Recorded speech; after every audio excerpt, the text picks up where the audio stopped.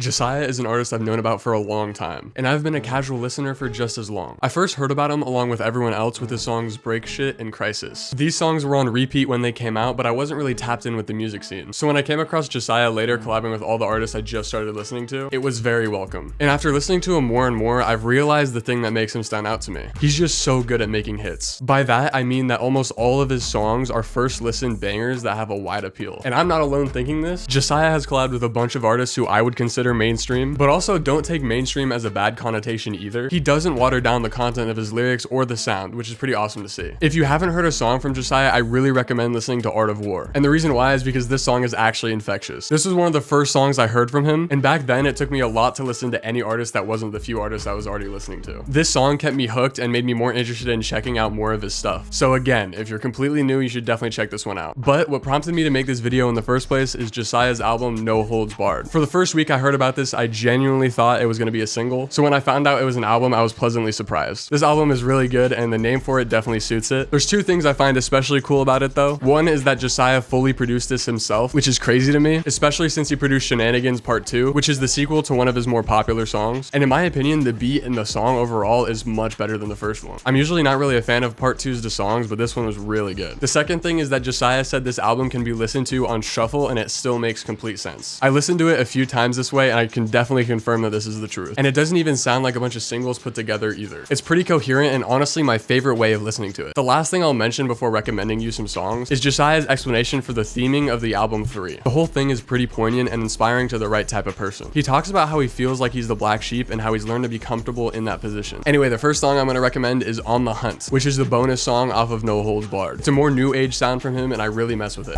He was trying to push with us, but now he bloody now.